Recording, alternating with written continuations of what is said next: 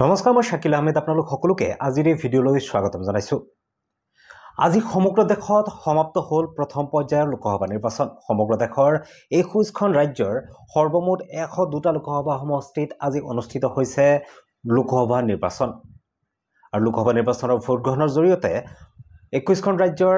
102টা লোকসভা সমষ্টিত সৰ্বমুঠ 1625 গৰাকীৰ প্ৰাৰ্থীৰ ভাগ্য ইতিমধ্যে ইভিএমত আবদ্ধ হৈছে। সমগ্ৰ দেশৰ লগতে অসমৰো 5টাকৈ লোকসভা সমষ্টি ক্ৰমে ডিব্ৰুগড়, যোৰহাট, লখিমপুৰ, কাজিৰঙা আৰু শোণিতপুৰ এই 5টাকৈ লোকসভা সমষ্টিত অনুষ্ঠিত হ'ল আজি ভোট গ্ৰহণ প্ৰক্ৰিয়া। আৰু এই সমগ্ৰ ভোট গ্ৰহণ প্ৰক্ৰিয়াত যি প্ৰথম পৰ্যায়ত যথেষ্টখিনি জনসাধাৰণ ভোটাৰ ৰাইজ ওলাই অহা দেখিবলৈ পোৱা গ'ল আৰু ভোটাৰসকলে নিজৰ ভোটাধিকাৰ সাব্যস্ত কৰিলে। তেনে ক্ষেত্ৰত আমি নিৰ্বাচন আয়োগে শেহতীয়া যি তথ্য তেওঁলোকে শেহতীয়াকৈ যি তথ্য প্ৰকাশ কৰিছে, কিমান শতাংশ ভোটাৰে ভোটদান সাব্যস্ত কৰিলে তাৰ কিছু তথ্য আপোনালোকক জনাই ল'ব বিচাৰিছোঁ। ডিব্ৰুগড় লোকসভা সমষ্টিত সৰ্বমুঠ 71.05% ভোটাৰে নিজৰ ভোটাধিকাৰ সাব্যস্ত কৰিছে। ডিব্ৰুগড় লোকসভা সমষ্টিত কেৱলমাত্ৰ 3গৰাকী প্ৰাৰ্থী আছিলে। বিজেপিৰ সৰ্বানন্দ সোণোৱাল, অসম জাতীয় পৰিষদ অৰ্থাৎ বিৰোধী ঐক্যৰ লুৰিণজ্যোতি গগৈ আৰু আম আদমি পাৰ্টিৰ মনোজ ধানোৱাৰ। যোৰহাট লোকসভা সমষ্টি এটা যথেষ্ট চৰ্চিত লোকসভা সমষ্টি আৰু যোৰহাট লোকসভা সমষ্টিত অসমৰ সৰ্বাধিক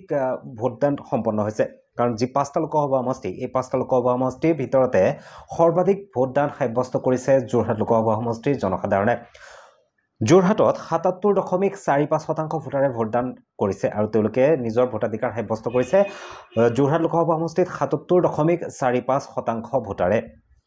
ইয়াৰ পিছত আমি কাজিৰঙা লোকসভা সমষ্টিৰ কথা যদি কওঁ, কাজিৰঙা লোকসভা সমষ্টিত 71.57% ভোটাৰে নিজৰ ভোটদান সাব্যস্ত কৰিছে। লখিমপুৰত 68.85% ভোটাৰে নিজৰ ভোটাধিকাৰ সাব্যস্ত কৰিছে। ইয়াৰ উপৰিও শোণিতপুৰত 71.34% ভোটাৰে ভোটদান প্ৰক্ৰিয়া সাব্যস্ত কৰিছে। আজি সমগ্ৰ দেশৰ যি ভোটদান প্ৰক্ৰিয়া আছিলে, সেই সমগ্ৰ দেশৰ ভোটদানত 21খন ৰাজ্যৰ 102টা লোকসভা সমষ্টিত ভোটদান প্ৰক্ৰিয়া হৈছে। প্ৰথম পৰ্যায়ৰ নিৰ্বাচনত সৰ্বমুঠ 1625 গৰাকী ইতিমধ্যে মই উল্লেখ কৰিছোঁ। 16.63 কোটি ভোটাৰে আজি প্ৰথম পৰ্যায়ৰ ভোটদান প্ৰক্ৰিয়াত সমগ্ৰ দেশতে অংশগ্ৰহণ কৰিছে। ইয়াৰে ভিতৰত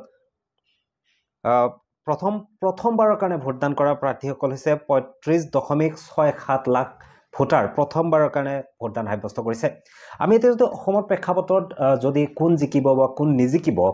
এয়া বহুতে বিভিন্ন ধৰণে বিশ্লেষণ কৰিছে। আমি যদি সাধাৰণ এটা বিশ্লেষণ আপোনালোকক দেখুৱাবলৈ যাওঁ যে বৰ্তমান অসম তথা ভাৰতবৰ্ষত চৰ্চিত অসমৰ 2টাকৈ লোকসভা সমষ্টি, সেয়া হৈছে এটা ডিব্ৰুগড়, এটা হৈছে যোৰহাট লোকসভা সমষ্টি। এই 2টা সমষ্টি যথেষ্ট চৰ্চাৰ কাৰণটো হৈছে যে ডিব্ৰুগড় লোকসভা সমষ্টিত কেন্দ্ৰীয় মন্ত্ৰী সৰ্বানন্দ সোণোৱাল, লুৰিণজ্যোতি গগৈ আৰু মনোজ ধানোৱাৰৰ মাজত যি যুঁজ হৈ আছে, তাৰ বিপৰীতে যোৰহাট লোকসভা সমষ্টিত কিন্তু তপন গগৈ আৰু গৌৰৱ গগৈৰ কাৰণে এই সমষ্টিটো যথেষ্ট চৰ্চা লাভ কৰিছে। আমি যদি ডিব্ৰুগড় লোকসভা সমষ্টিৰ কথা কওঁ, ডিব্ৰুগড় লোকসভা সমষ্টিত কিন্তু এটা বস্তু চাব লাগিব যে ডিব্ৰুগড় লোকসভা সমষ্টিত সৰ্বানন্দ সোণোৱালে দলীয় কিছু বৈষম্যৰ বলি হ'বলৈ গৈ আছে নেকি? কিয়নো আমি যদি দেখিবলৈ যাওঁ, ডিব্ৰুগড় লোকসভা সমষ্টিত ৰাজ্যিক বিজেপিৰ তৰফৰ পৰা বা কেন্দ্ৰীয় বিজেপিৰ তৰফৰ পৰা বা প্ৰধানমন্ত্ৰীৰ ফালৰ পৰা যিখিনি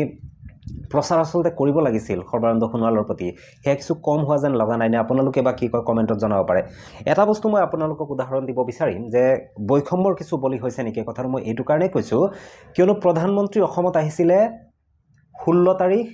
সন্ধিয়া আৰু 17 তাৰিখে তেওঁ নলবাৰী এটা নিৰ্বাচনী জনসভাত অংশগ্ৰহণ কৰিছিলে, প্ৰচাৰ সভাত অংশগ্ৰহণ কৰিছিলে। লক্ষণীয় বিষয় যে 17 এপ্ৰিল তাৰিখটো প্ৰথম পৰ্যায়ৰ নিৰ্বাচনৰ যি প্ৰচাৰ অভিযান, যি প্ৰচাৰ কাৰ্য, তাৰ অন্তিম দিন আছিলে। কিন্তু সেইদিনাখন প্ৰধানমন্ত্ৰীয়ে কিন্তু নিৰ্বাচনী প্ৰচাৰত অংশগ্ৰহণ কৰিলে 3য় পৰ্যায়ৰ এটা লোকসভা সমষ্টিৰ এজন প্ৰাৰ্থীৰ কাৰণে। তথাপি যিগৰাকী প্ৰাৰ্থীৰ কাৰণে তেখেতে নিৰ্বাচনী প্ৰচাৰ সভাত অংশগ্ৰহণ কৰিলে, সেই প্ৰাৰ্থীগৰাকী কিন্তু তেওঁলোকৰ দলৰ পোনপটীয়াভাৱে তেওঁলোকে প্ৰক্ষেপ কৰা প্ৰাৰ্থী নহয়, তেওঁলোকৰ দলৰ প্ৰাৰ্থী নহয়, সেয়া তেওঁলোকৰ এলায়েন্স মিত্ৰজোঁট অসম গণ পৰিষদৰ প্ৰাৰ্থী ফণীভূষণ চৌধুৰীৰ কাৰণে প্ৰধানমন্ত্ৰীয়ে প্ৰচাৰ সভাত অংশগ্ৰহণ কৰিলে। আচলতে সেইদিনাখন হয়তো প্ৰধানমন্ত্ৰী উজনি অসমৰ যি 5টাকৈ লোকসভা সমষ্টি বা প্ৰথম পৰ্যায়ৰ যি 5টা লোকসভা সমষ্টি, সেই কোনোবা এটা 5টা লোকসভা সমষ্টিত অংশগ্ৰহণ কৰিব লাগিছিলে। সদতে যদি বিভিন্নজনে কয় সততে আলোচনা কৰা দেখিবলৈ পোৱা যায় যে প্ৰধানমন্ত্ৰী নৰেন্দ্ৰ মোদী অতিকৈ ঘনিষ্ঠ আৰু নৰেন্দ্ৰ মোদীৰ যি মন্ত্ৰীসভা তাৰে এজন গুৰুত্বপূৰ্ণ কেবিনেট মন্ত্ৰী সৰ্বানন্দ সোণোৱাল কিন্তু সৰ্বানন্দ সোণোৱালৰ যি প্ৰচাৰ অভিযান তাতে কিন্তু কেন্দ্ৰীয় মন্ত্ৰী যেহেতু অমিত শাহ আহিছিল অমিত শাহ তাতে যোৱা দেখা নগল বা আনফালে অমিত শাহ গৈছিলে ক্ষমা কৰিব অমিত শাহ তেওঁৰ প্ৰচাৰ কাৰ্যত গৈছিলে কিন্তু প্ৰধানমন্ত্ৰী যিদিনাখন আচলতে তাতে যাব লাগিছিলে সেইদিনা দেখা নগল মুখ্যমন্ত্ৰীয়ে যিমানখিনি সময় আন সমষ্টিত দিছে ডিব্ৰুগড় সমষ্টিত কিন্তু ইমান সময় দিয়া নাই তেনে ক্ষেত্ৰত সৰ্বানন্দ সোণোৱাল কিছু দলীয় বৈষম্যৰ বলি হোৱাৰ অনুমান হয় আপোনালোকে কিভাৱে হেয়া কমেণ্টত জনাব পাৰে আনহাতে লুৰিণজ্যোতি গগৈ বা মনোজ ধনোৱাৰ লুৰিণজ্যোতি গগৈৰ কাৰণে অখিল গগৈ যথেষ্ট কষ্ট কৰিছে তেওঁলোকে যথেষ্ট সময় দিছে আৰু তেওঁলোকে এটা শ্লোগান তেওঁলোকে এটা নেৰেটিভ ক্ৰিয়েট কৰিছিলে যে যদি হোৱা অসমীয়া লুৰিণজ্যোতিক ভোট দিয়া তেনেকুৱা ধৰণৰ আনহাতে মনোজ ধনোৱাৰৰ কিন্তু চাহ বাগিচাত এটা যথেষ্ট ষ্ট্ৰং এটা তেওঁৰ এটা গ্ৰীপ আছে এটা ভেটি আছে কিয়নো তেওঁলোকে চাহ জনগোষ্ঠী চাহ বাগিচাৰ সৈতে জড়িত মানুহ আৰু মনোজ ধনোৱাৰে যদি চাহ বাগিচাৰ ভোট কিছু পৰিমাণে তেওঁ কেৰি কৰিব পাৰে তেওঁ যদি গোটাব পাৰে নিজৰ পক্ষত তেতিয়াহ'লে কিন্তু যুঁজখন কিন্তু বেলেগ ফালে যোৱাৰ পূৰ্ণ সম্ভাৱনা আছে আৰু চাহ জনগোষ্ঠীৰ যি ভোট সেয়া 5 লাখৰ ওপৰত আছে ডিব্ৰুগড় লোকসভা সমষ্টিত গতিকে ডিব্ৰুগড় লোকসভা সমষ্টিৰ পূৰ্বতে যি ভবা হৈছিলে যে সৰ্বানন্দ সোণোৱাল জিকি যাব কিন্তু এই মুহূৰ্তত কিন্তু ডিব্ৰুগড় লোকসভা সমষ্টিৰ যি নিৰ্বাচনী যুঁজ সেয়া কিন্তু যথেষ্ট টাফ হৈছে সেয়া এতিয়া কিছু পৰিমাণে লুৰিণজ্যোতিৰ ফালেও গৈছে কিছু মনোজ ধনোৱাৰৰ ফালেও গৈছে আৰু এটা অংশ যদি আমি দেখিবলৈ যাওঁ সেয়া কিন্তু সৰ্বানন্দ সোণোৱালৰ পক্ষতে আছে গতিকে 4 জুনত সেয়া স্পষ্ট হ'ব কিন্তু টাফ এটা ফাইট কিন্তু ডিব্ৰুগড়ত হোৱা দেখিবলৈ পোৱা গৈ আছে আনহাতে যোৰহাট লোকসভা সমষ্টিত যদি আমি দেখিবলৈ পাওঁ যোৰহাট লোকসভা সমষ্টিৰ মূল প্ৰতিদ্বন্দ্বিতা কিন্তু গৌৰৱ গগৈ আৰু তপন কুমাৰ গগৈৰ মাজতে হৈ আছে এনে ক্ষেত্ৰত গৌৰৱ গগৈ কিন্তু ইমান দিনে যিমানখিনি চৰ্চা হৈছে সেই চৰ্চাৰ ক্ষেত্ৰত কিন্তু গৌৰৱ গগৈয়ে বিশেষকৈ মহিলা ভোটাৰ আৰু যুৱ প্ৰজন্মৰ ভোটাৰৰ কিন্তু গৌৰৱ গগৈয়ে যথেষ্টখিনি তেওঁ নিজৰ পক্ষত আনিবলৈ সক্ষম হোৱা বুলি ইতিমধ্যে বিভিন্নজনে মত প্ৰকাশ কৰিছে তেনে ক্ষেত্ৰত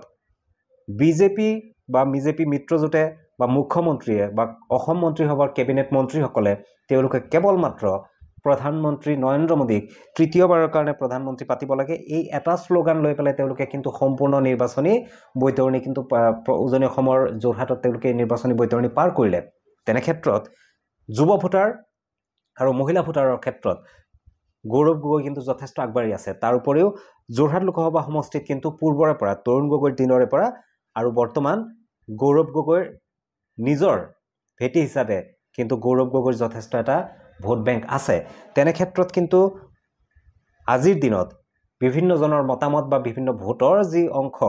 কাৰণ যোৰহাট লোকসভা সমষ্টিত আমি যদি দেখিবলৈ পাওঁ 77.4% ভোট কিন্তু সাব্যস্ত হৈছে তেনে ক্ষেত্ৰত ইয়াতো কিন্তু যথেষ্ট এটা টাফ ফাইট এটা হ'ব কিন্তু তাৰ লগে লগে কিন্তু বহুজনে এইটো মত পোষণ কৰিছে যে যোৰহাটত গৌৰৱ গগৈ জিকাৰ যথেষ্ট সম্ভাৱনা আছে পসিবিলিটি যথেষ্ট বেছি আপোনালোকে কি ভাবে গৌৰৱ গগৈ জিকিবনে তপন কুমাৰ গগৈ জিকিব আপোনালোকে সেই মতামত জনাব পাৰে আনহাতে তাৰ পিছত যদি আমি লখিমপুৰত আহো লখিমপুৰত কিন্তু যুঁজখন কিন্তু এটা কিছু পৰিমাণে একপক্ষীয় হোৱাৰ সম্ভাৱনা আছে কাৰণ গৌৰৱ গগৈ কাৰণ লখিমপুৰত দুগৰাকী প্ৰাৰ্থীৰ মাজতে এই যি মূল যুঁজখন এখন হ'ব সেয়া বিজেপিৰ প্ৰদান বৰুৱা আৰু কংগ্ৰেছৰ উদয় শংকৰ হাজৰিকা কিন্তু উদয় শংকৰ হাজৰিকাৰ প্ৰতি তেওঁৰ দলে বা বিৰোধী কয় যিমানখিনি কষ্ট কৰিব লাগিছিলে কাৰণ অখিল গগৈয়ে যোৰহাট বা ডিব্ৰুগড়ত যিমানখিনি কষ্ট কৰিছে বা যিমানখিনি সময় দিছে তেওঁ কিন্তু লখিমপুৰত সময় দিয়া নাই আৰু পৰৱৰ্তী সময়ত লখিমপুৰত যদি আমি দেখিবলৈ যাওঁ লখিমপুৰত কিন্তু দলীয় সংঘাত এটা আছে দলীয় সংঘাত মানে ৰাণী নৰ টিকটৰ দৌৰত আছিলে তেনে ক্ষেত্ৰত ৰাণী নৰক টিকট নিদিয়াৰ পিছত স্বাভাৱিকতেই ৰাণী নৰ কিছু ক্ষোভিত হৈছিলে আৰু ৰাণী নৰ স্বামী ভৰত নৰ ক্ষোভিত হৈ পেলাই তেওঁলোকে দলৰ পৰা পদত্যাগ পৰ্যন্ত কৰিলে তেনে ক্ষেত্ৰত কংগ্ৰেছ ভোটাৰ বহুতখিনি কিন্তু বেলেগ ফালে ঢাল খোৱাৰো সম্ভাৱনা আছে কিন্তু প্ৰদান বৰুৱাৰ ক্ষেত্ৰত প্ৰদান বৰুৱাৰ হৈ অমিত শাহ আহি পেলাই তাতে নিৰ্বাচনী প্ৰচাৰ কৰিছিলে লখিমপুৰ বিধানসভা সমষ্টিৰ মানৱ ডেকা যথেষ্ট কষ্ট কৰিছে আনহাতে মুখ্যমন্ত্ৰীও যথেষ্ট সময় দিছে তেনে ক্ষেত্ৰত কিন্তু লখিমপুৰৰ যি ফলাফল সেই ফলাফল কিন্তু প্ৰদান বৰুৱাৰ ফালে যোৱাৰ যথেষ্ট সম্ভাৱনা আছে তাৰ পিছত যদি আমি কাজিৰঙাত আহো কাজিৰঙাত কিন্তু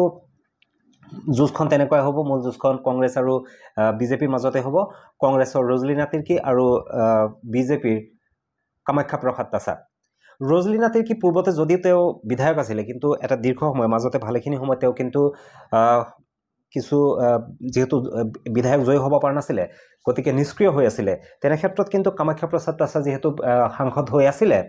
তেওঁ সক্ৰিয় আছিলে বা তেওঁ বিভিন্ন কাৰ্যসূচীত অংশগ্ৰহণ কৰিছে বা ৰাইজৰ সৈতে এটা বেছি পৰিমাণে এটা টাচ আছিলে গতিকে কাজিৰঙা লোকসভা সমষ্টিৰ ফলাফলো কিন্তু এই মুহূৰ্তলৈকে যদি দেখা যায় কাজিৰঙাত ৭১.৫৭% ভোট সাব্যস্ত হৈছে ইয়াতেও কিন্তু যথেষ্ট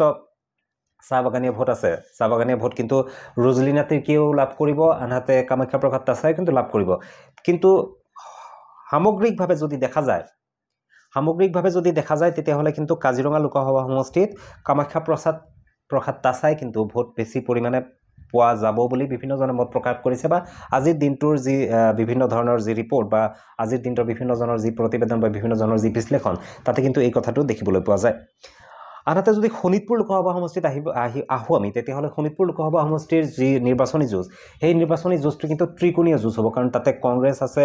বিজেপি আছে আৰু আম আদমি পাৰ্টি তাতে যথেষ্ট শক্তিশালী ৰূপত অৱতীৰ্ণ হৈছে শোণিতপুৰৰ যি নিৰ্বাচন এই নিৰ্বাচনত কিন্তু আচলতে ৰঞ্জিত দত্ত বৰ্তমানেও তেওঁ এগৰাকী বিধায়ক হৈ আছিলে অসম বিধানসভাৰ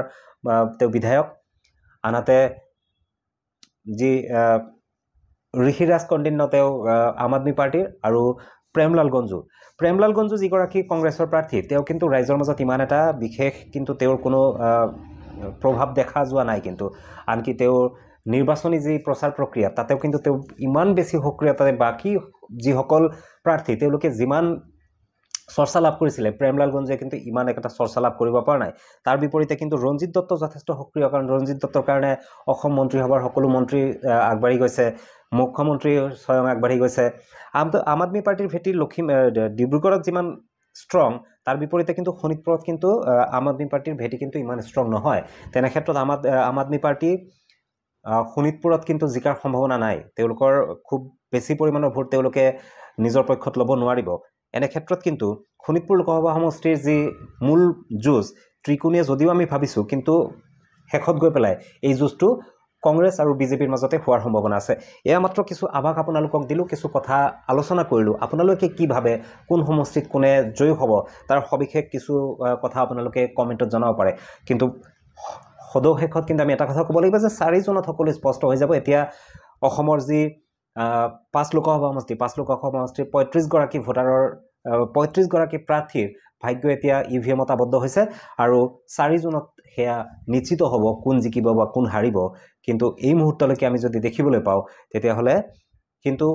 সৰ্বাধিক ভোট হৈছে যোৰহাটত ৭৭.৪৫%, ডিব্ৰুগড়ত ৭১.০৫%, কাজিৰঙাত ৭১.৫৭%, লখিমপুৰত ৬৮.৮৫%, শোণিতপুৰত ৭১.৩৪% ভোট সাব্যস্ত হৈছে গতিকে ভোটাৰসকলে কাৰ পক্ষত নিজৰ মতামত প্ৰকাশ কৰিলে বা নিজৰ মূল্যৱান ভোট দি পেলাই কাক পুনৰবাৰ তেওঁলোকে সদনৰ মজিয়ালৈ পঠাবৰ কাৰণে সিদ্ধান্ত গ্ৰহণ কৰিলে সেয়া কিন্তু 4 জুনত স্পষ্ট হৈ পৰিব পৰৱৰ্তী সময়ত আপোনালোকৰ মাজলৈ এনেকুৱা বিভিন্ন ধৰণৰ তথ্যসম্বলিত ভিডিঅ' লৈ আহিবলৈ চেষ্টা কৰিম যদি এই ভিডিঅ'টো ভাল লাগিছে তেতিয়াহ'লে